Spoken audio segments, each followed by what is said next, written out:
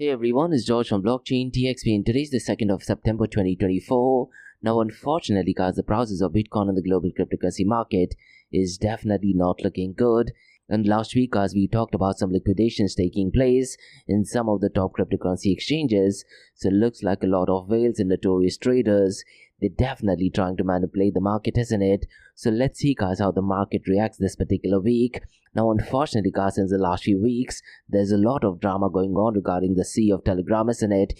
And unfortunately, all of these factors are contributing for the prices of Bitcoin and cryptocurrencies to go down. So we'll definitely go ahead and touch base on that. As a matter of fact, guys, in today's episode, we will go ahead and discuss that even spot Bitcoin ETFs are in losses, and BlackRock spot Bitcoin ETF has experienced net outflows exceeding $13 million, and a similar theme is echoed by Grayscale Bitcoin ETF, Fidelity and Bitwise as well. Definitely unfortunate news, but we do have some positive news, and that is in the form of partnership. And we have two news regarding crypto.com, guys. The first one is a massive one, and that is a partnership with PayPal. And I'll go ahead and discuss what is the partnership all about. Now, the second news regarding crypto.com, guys, is something which I'll cover in the Crypto and Coffee at 8 series that is connected to news surrounding Dubai, UAE, and the Middle East. So I'll touch base on that in just a moment. Now, look, since 2023, there is a lot of news surrounding stablecoins, isn't it? And in today's episode, I'll go ahead and discuss a new company called Bridge,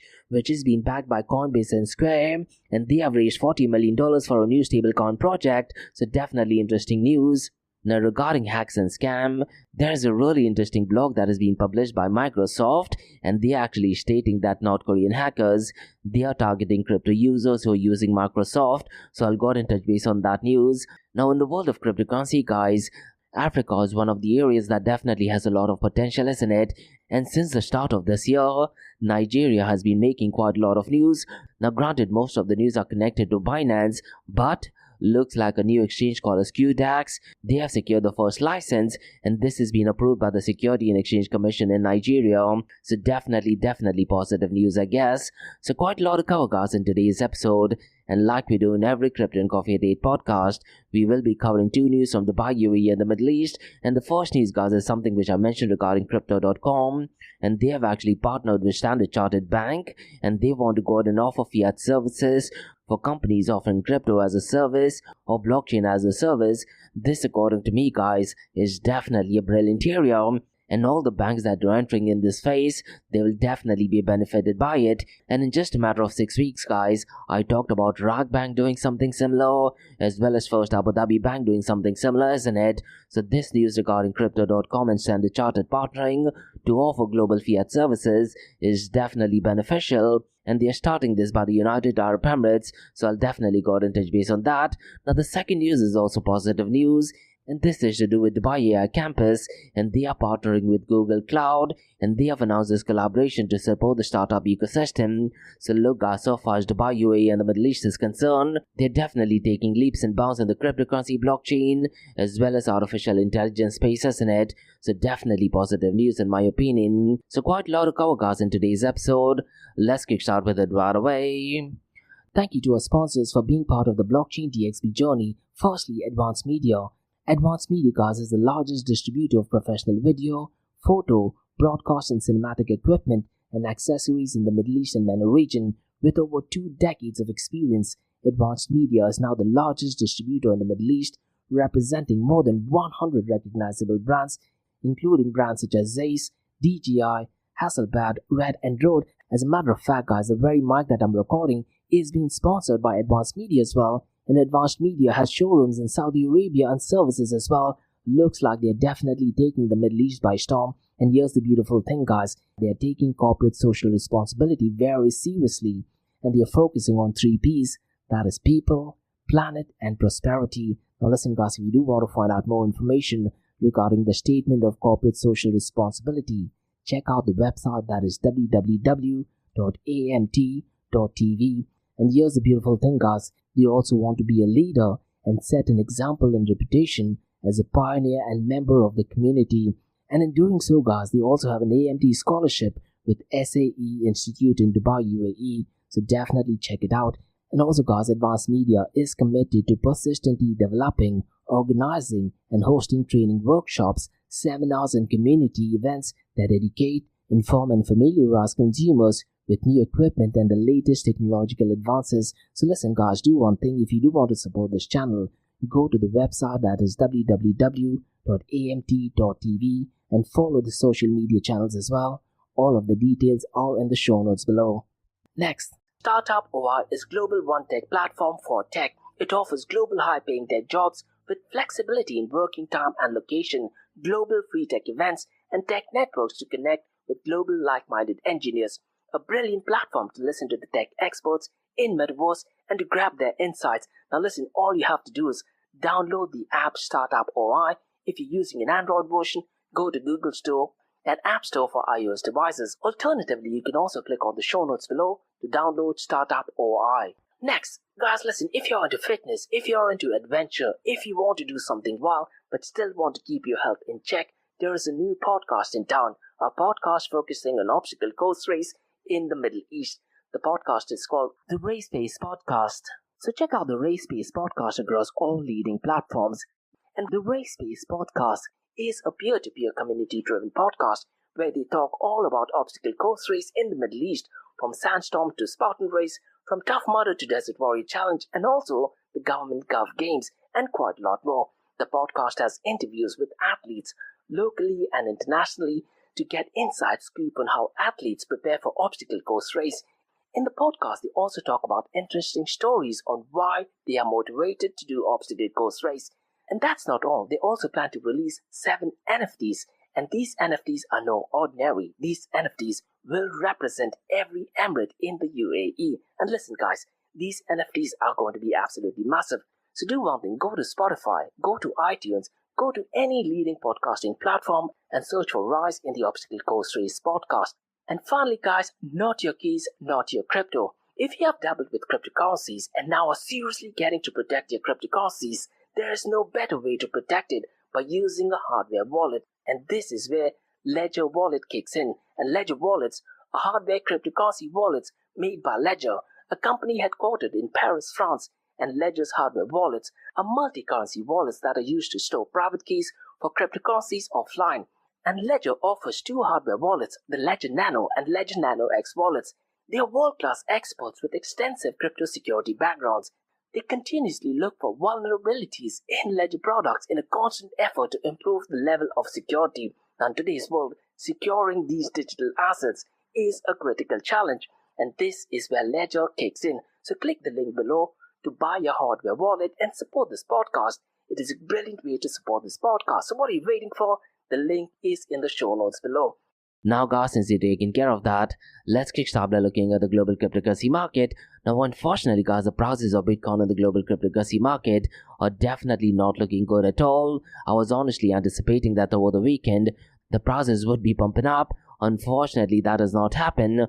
So let me do one thing guys, let me just quickly run through these numbers. Now it's really important to note guys that I'm reading out these numbers in the early hours of Dubai, and technically it is still Sunday in most of the Western countries.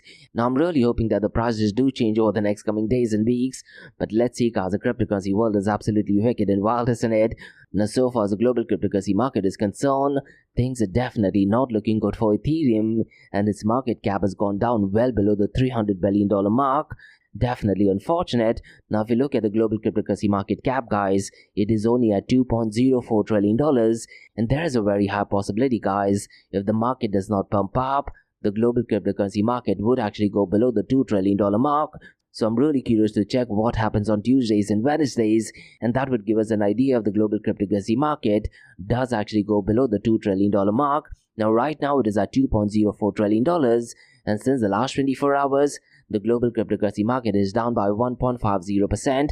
Now unfortunately guys, the cryptocurrency market volume is not that great either.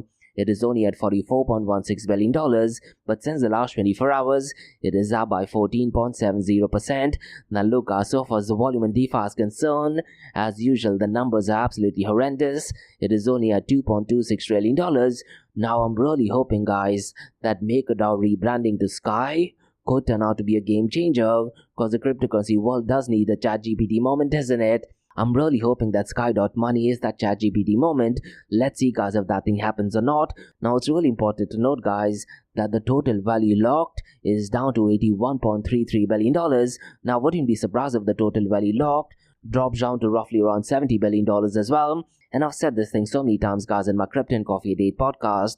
In 2023, the total value locked used to hover somewhere between the $30 to $40 billion mark. The only reason why the total value locked pumped up is because of spot Ethereum trading. Unfortunately guys, the spot Ethereum trading has been approved, but based on the new approval, the investors cannot utilize the staking as a service feature, isn't it? So I don't see a reason why the total value locked will be increasing. I wouldn't be surprised if the total value locked goes even below the $50 billion mark, to be honest. Now if you look at the volume of DeFi guys, despite the volume being low, it is accounting for 5.11% of the total crypto market 24-hour volume. The only saving grace so far as DeFi is concerned is possibly MakerDAO's new protocol, that is Sky.money. I'm definitely keeping a key eye on that. Now so far as the dominance is concerned guys, Lido is still dominating and its total value locked is down to $24.31 billion. Now decentralized to centralized exchange dominance guys, since the last 2 months is ridiculously low, and the percentage is only at 10.93%, which just means guys, so far as decentralized exchange is concerned, it accounts for only 10.93%. So centralized exchanges are still being used quite a lot, isn't it? And the answer to that is pretty simple guys. It boils down to two things. The first one is user experience, and the second one is customer service, isn't it? Because when you have customer service, it does give you some kind of self-confidence that, let's say if you want to mess up your money, there is a centralized exchange that can go and offer you customer service, maybe even refund some of your funds, isn't it? But so far as decentralized exchange is concerned, if your funds are gone, your funds are completely gone, and there is next to no customer service as well. Now let me quickly run through the volume of stablecoins guys, because the numbers are definitely not great. And Uniswap's volume is at $676.06 million. PancakeSwap guys is at number 2nd. Its volume is $446.91 million. Radium is at number 3rd. Its volume is $161.3 million. Orca guys is at number 4th, and its volume is $157.33 million. And Aerodrome is at number 5. Its volume is $120.89 million. Now look guys, when the market actually goes down, that should be the time when the volume of decentralized exchanges should be pumping up, isn't it? That is unfortunately not happening in the cryptocurrency world. Now let me do one thing guys, let me quickly run through the volume of stablecoins, because the numbers are definitely not great either. It is down to $40.23 billion, and stablecoins as of today is accounting for 91.01% of the total crypto market 24-hour volume. Now look guys, when the cryptocurrency market goes down, if the volume of stablecoins as well goes down, which just means one thing, people are using more of fiat currencies, and people are probably investing in, let's say, AI, or let's say another technology driven gold, or maybe even gold, because gold has been reaching new all-time high, hasn't it? So the numbers are definitely not looking good for the cryptocurrency world. And so far as the volume of stablecoins is concerned, Tether USDT is leading the pack at $34.42 billion, followed by Circle USDC's 24-hour trading volume. It is at $3.11 billion, and at the USD, its volume is $2.34 billion. Now look guys, despite the volume of stablecoins being low, it is accounting for 91.01% of the total crypto market 24-hour volume. This is definitely unfortunate, isn't it? Now what is really unfortunate guys is the market cap of Ethereum as well as Bitcoin, because Ethereum's market cap has gone below the $300 million mark. It is at $297 million, and there is a very high possibility guys, if the prices of Bitcoin does not pump up, that the market cap of Ethereum will go below the $1 trillion mark, because right now it is at $1.14 trillion. Now what is a bit unfortunate guys, so far as the 24-hour trading volume is concerned, there is not much activity going on, because Ethereum's 24-hour trading volume is $9.52 billion, whereas Bitcoin's 24-hour trading volume is almost double of that of Ethereum. It is at $20.56 billion. Now based on the numbers guys, looks like a lot of selling is going on, and most of the sales are converted into fiat currency, isn't it? Because let's say guys, if the volume of stablecoins would have been high, it would mean that people are parking their cryptocurrencies onto stablecoin. Unfortunately, it looks like that is not happening. Now, so far as the dominance is concerned, Bitcoin's dominance is 56.34%, whereas Ethereum's dominance is at 14.80%. Now, what I want to do next, guys, in today's episode, I want to look at bridge inflows. So what I'm looking at is the 7-day volume only of inflows. Now, what I'd really recommend you to do is, guys, go to defilama.com and you can actually sort it in terms of 24 hours as well as 7 days as well. I thought let's look at what is going on so far as bridging is concerned over the past 7 days, and later on, guys, I'll go and discuss how bridges work, because when you talk about interoperability, guys, it is only possible because of bridging, isn't it? Now I'm reading out these numbers based on the chains, because that will give us a macro level snapshot as to which chain has been utilized so far as interoperability is concerned as well as in it. Now it's needless to say, guys, that Ethereum is leading the pack, and so far as deposits is concerned, the amount is $724. Now I'm reading out these numbers for 7 days, guys, but if we look at withdrawal, it is $475.76 million. Now, based on my understanding, guys, most of these numbers are driven by centralized exchanges, or let's say people trying to build something on relevant protocol, isn't it? Now, the number second is Arbitrum. If you look at deposits in the past 7 days, it is $268.3 million. But here's the interesting thing to note, guys. If you look at 7-day withdrawal, it is significantly higher than Ethereum as well, at $604.03 million. So it looks like a lot of tokens that are connected to Arbitrum are being withdrawn using bridges, isn't it? The third one, guys, is Solana blockchain, and the 7-day deposit is $117.65 million. But if you look at withdrawal, it is at $66.36 million. The fourth one is Optimism, and the 7-day deposit is $113.43 million. And if you look at its withdrawal, guys, it is $88.75 million. Binance Smart Chain surprisingly is at number 5th. It is at $63.23 million, and withdrawal is at $50.39 million.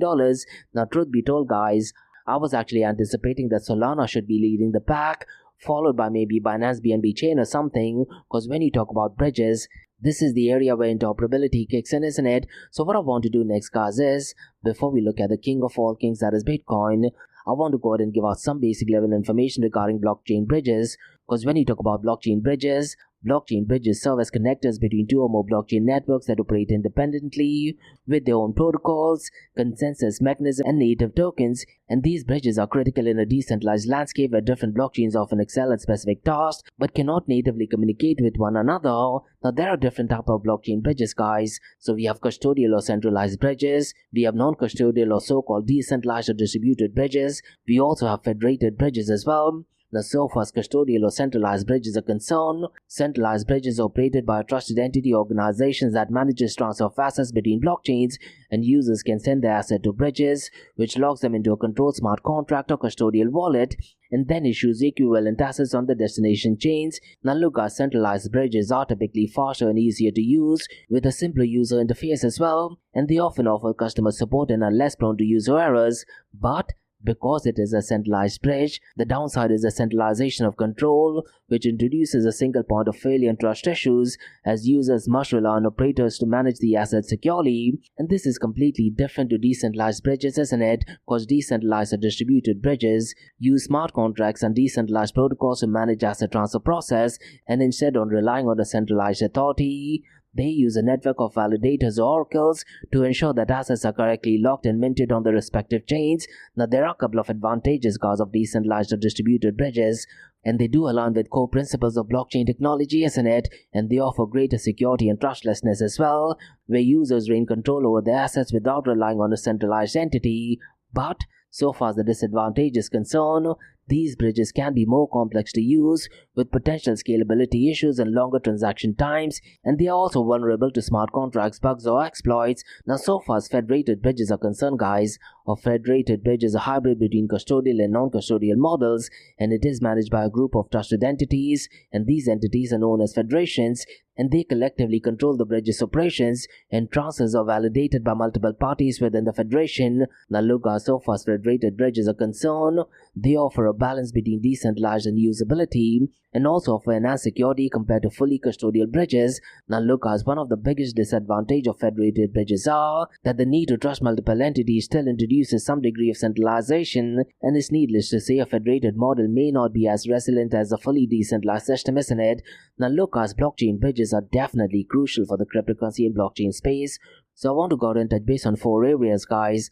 The first one is cross-chain liquidity, the second one is enhanced user experience, the third one is development of cross-chain decentralized apps, and the fourth one is scalability solutions. Now, so far as cross-chain liquidity is concerned, bridges enable liquidity to flow between different blockchain ecosystems. For example, guys, they allow users to move Ethereum-based assets to other networks like Binance Smart Chain, for example, or even Polygon, where transaction fees might be lower, or where they can access different decentralized apps and DeFi protocols. Now, so far as the second point is concerned, that is enhanced user experience. According to me, guys, by facilitating the movement of assets across chains, bridges empower users to interact with a wide variety of blockchain applications without being confined to a single ecosystem. And this interoperability enriches the overall user experience by providing more trading, staking, or participating in governance. Now, regarding the third point, that is development of cross-chain decentralized apps, this ideally should be a game changer because developers can build decentralized apps that operate across multiple blockchains, leveraging the unique strength of each. For instance, guys, a decentralized app might use Ethereum for its robust security and Binance Smart Chain, let's say, for lower transaction cost, and this would offer users the best of both worlds, isn't it? Now, in a centralized world, guys, imagine if you can connect, let's say, WhatsApp to Facebook Messenger. So let's say the other person is using WhatsApp and you're using Facebook Messenger, and if you are able to transfer, let's say, photos or videos, that would be interoperability in the so-called Web 2.0 world, isn't it? Now let me go ahead and touch base on the fourth point, that is scalability solutions, because bridges play a crucial role in addressing scalability challenges by offloading transactions from congested blockchains like Ethereum to faster and cheaper alternatives.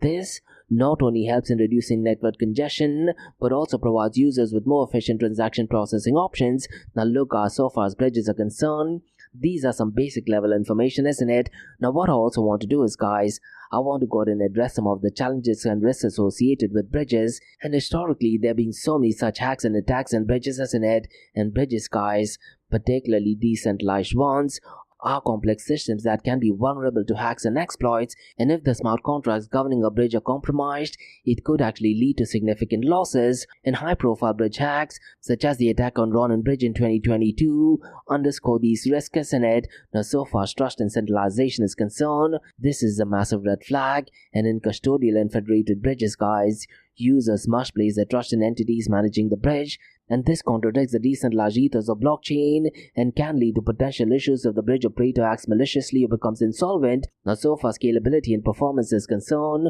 decentralized bridges, while secure, often suffer from slower transaction speeds and higher fees compared to the centralized counterparts, and this makes them less attractive for users who prioritize efficiency over decentralization. Now, that thing being said, guys, there are quite a lot of regulatory challenges as well, and as bridges facilitate cross-chain asset transfers, they may come under regulatory scrutiny, especially if they are perceived as enabling money laundering or circumventing financial regulations. Now look, as the regulatory landscape for blockchain bridges is still evolving and could impact the operation and adoption over time. Now look, as that thing being said, so far as bridges are concerned, they're definitely the future, isn't it? And I do feel, guys, as blockchain ecosystem continues to grow and diversify, the role of bridges will become even more critical, and further developments are definitely needed. So areas like security needs to be improved, and more importantly, guys, bridges need to offer seamless user experience, and there needs to be a universal standard for interoperability as well, and the industry needs to converge on standard protocols that make it easier to build and operate bridges across different blockchain networks, and this would enhance functionality and security. So look, so far as blockchain bridges are concerned, they are foundational to the future of more interconnected and interoperable blockchain ecosystem, and they enable seamless transfer of assets and data across different blockchains, unlocking new opportunities for users and developers alike, while also presenting unique challenges that the industry must continue to address. So look, guys, it's so critical to understand what bridges are, because to be honest, guys, with artificial intelligence coming up, having the most robust and secure bridge could actually be a game changer. And could it be possible we can implement stablecoins as well as central bank digital currency in the near future? Most likely yes, but at the same time we also need to truly understand and appreciate some of the dangers it possesses, isn't it? So let me know, guys, if you do have any additional points regarding bridges. Now, guys, let's look at the king of all kings, that is Bitcoin. And unfortunately guys, the price of Bitcoin is not looking good at all. It is down to $58,470, and since the last 24 hours it is down by 0.95%, and since the last 7 days it is down by 8.86%. Now look guys, last weekend we talked about the CEO of Telegram, that is Pavel Durov, who was arrested in France, isn't it?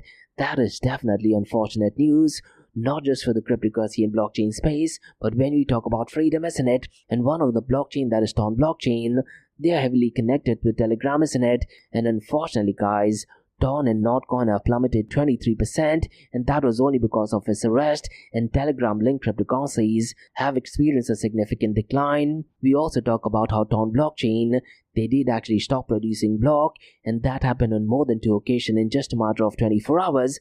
Now what is also important to note guys, they also had a protocol called as Hamster, and the launch of the Hamster token, that is MHSTR token, which was scheduled to be on open network, has been delayed to the 26th of September, and now unfortunately guys, news such as this is only creating a lot of uncertainty around the network. Definitely unfortunate news for Ton blockchain, to be honest. Now if you look at the price of Ethereum guys, it is down to $2,490, and as I mentioned earlier, if you look at the market cap of Ethereum, it has actually gone down below the $300 billion mark. So let's see guys how the price reacts on Tuesdays and Wednesdays. That would give us an idea if the prices will actually go down, and more importantly guys, I'm really curious to check what is going to happen so far as the total value locked is concerned. Now so far as the price of Ethereum is concerned, since the last 24 hours it is down by 0.68%, and since the last 7 days it is down by 10.13%. Binance BNB Coin guys is at $518, and since the last 24 hours it is down by 2.97%, and since the last 7 days it is almost down by 10%, 9.31% to be precise.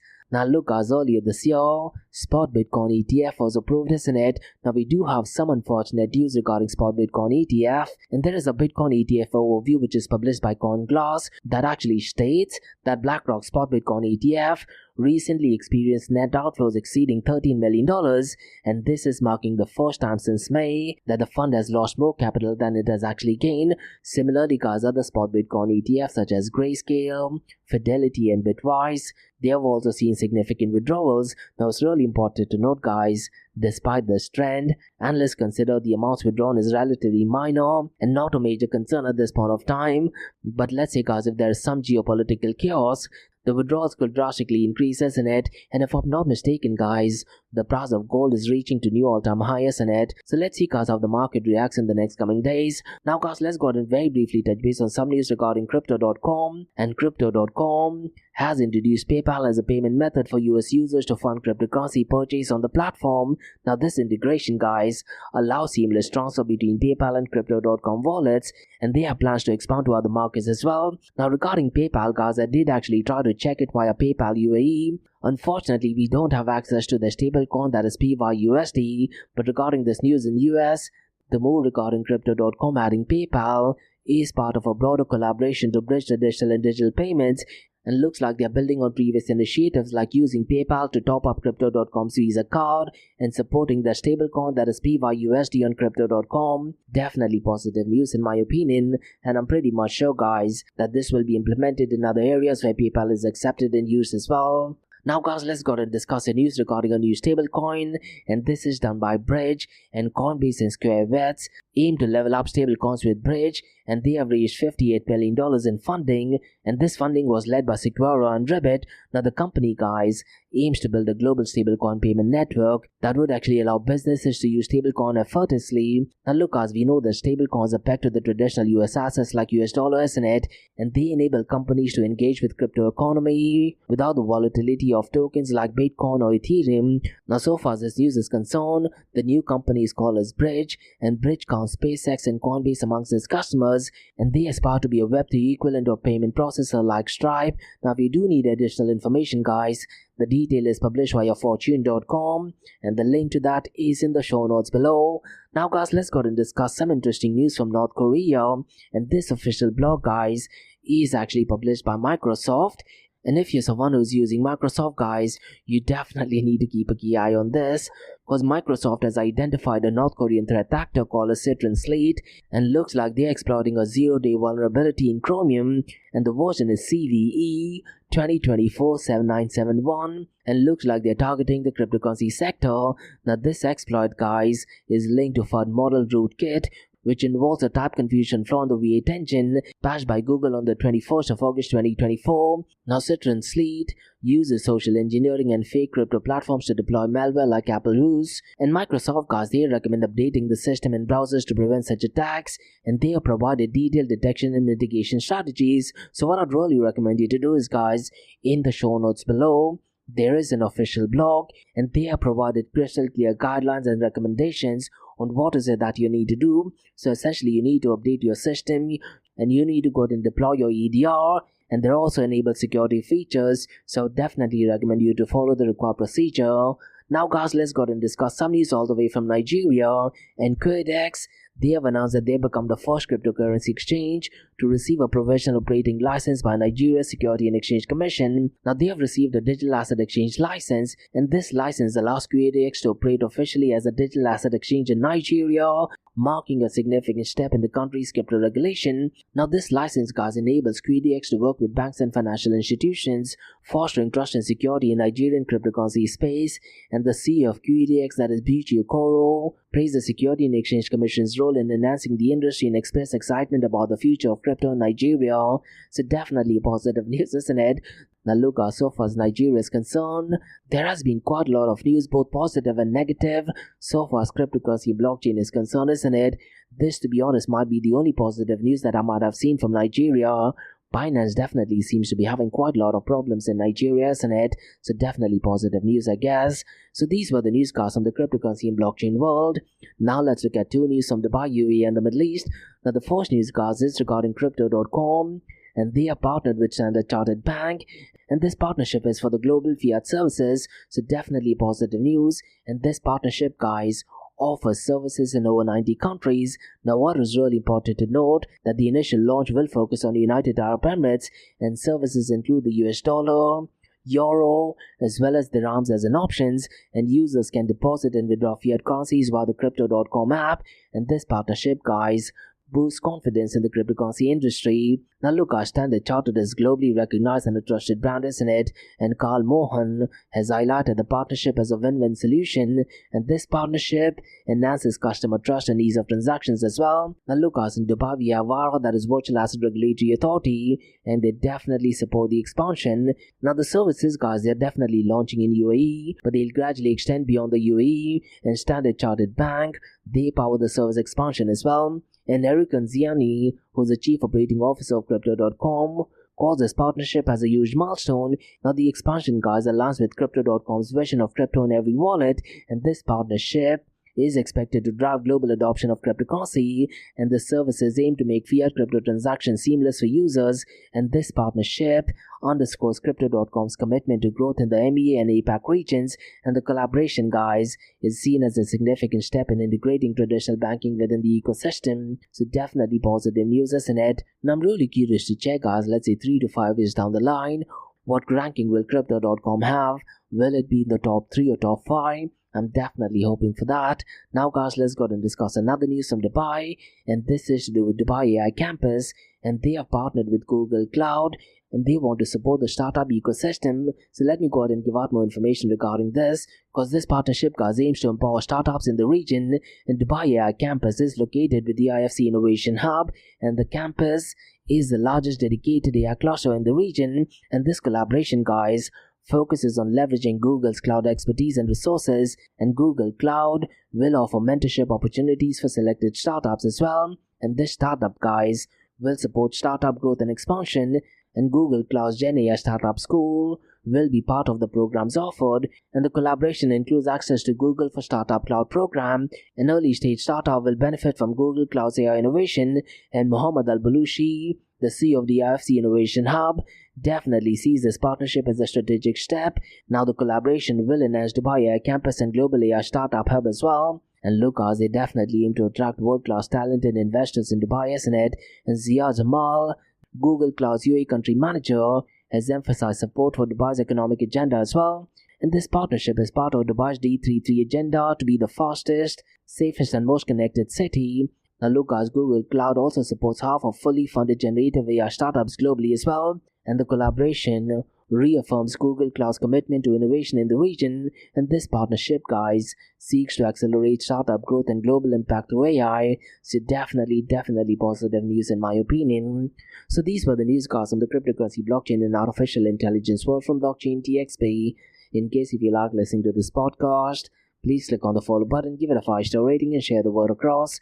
Now for the next few minutes is going to be an Ask Me Anything series where you listeners can ask any questions regarding Bitcoin, blockchain, beyond blockchain, cryptocurrencies, NFTs, DeFi, and Metaverse. So let's get started with the Ask Me Anything series.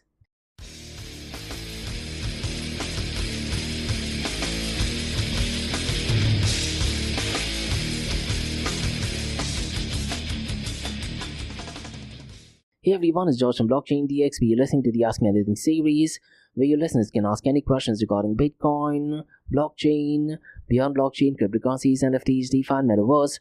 I have a question by Marco who asks, how do you see Nigeria's crypto regulation evolving after QuadX's recent milestone? Now look Marco, what is really interesting to note, so far as Nigeria is concerned, for almost 6 to 8 months now, pretty much every second or third day I'm seeing some news from Nigeria.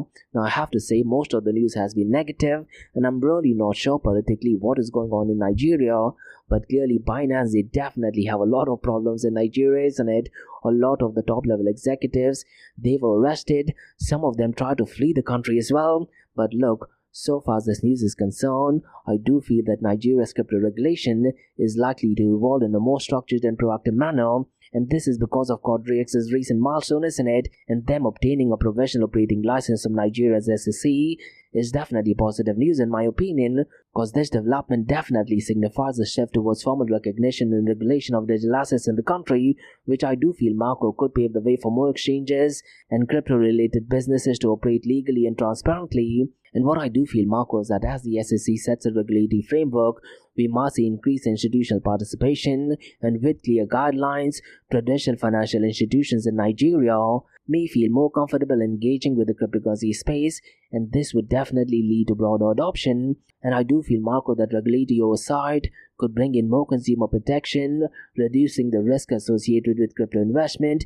and potentially boosting public confidence as well. And I do feel, Marco, so far as the regulatory environment is concerned, not just in Nigeria, this is something probably happens in any other countries as well. As the regulatory environment matures, the governments may introduce tax policies specific to crypto transactions, which could impact how businesses and individuals approach crypto investment. So look, overall, I do feel that QuadX's achievement could be the first of many steps towards integrating cryptocurrency into Nigeria's formal financial system, and this will definitely drive innovation, while at the same time ensuring compliance and security. Because since the past few months and years, there's a lot of negative news regarding the CBDC that is Naira, isn't it? But this is definitely positive news, not just for the cryptocurrency world, but probably for the citizens of Nigeria as well. But definitely good question. Now I'm really curious to see if other countries in Africa try to have a similar approach, and they do take a positive stance regarding cryptocurrency and blockchain and maybe artificial intelligence world as well, because to be honest, I'm absolutely not seeing any news regarding artificial intelligence from that region. So I'm really curious to check if there are any developments taking place in African region from the artificial intelligence sector, because I'm pretty much sure there are quite a lot of talented individuals in that region, isn't it? Could it be possible that news such as this definitely get a lot of mainstream adoption over there, and there is a lot of technological advancements? That is definitely what I'm hoping for. And that's about all, guys. I'm the Ask Me Anything season Blockchain DXB.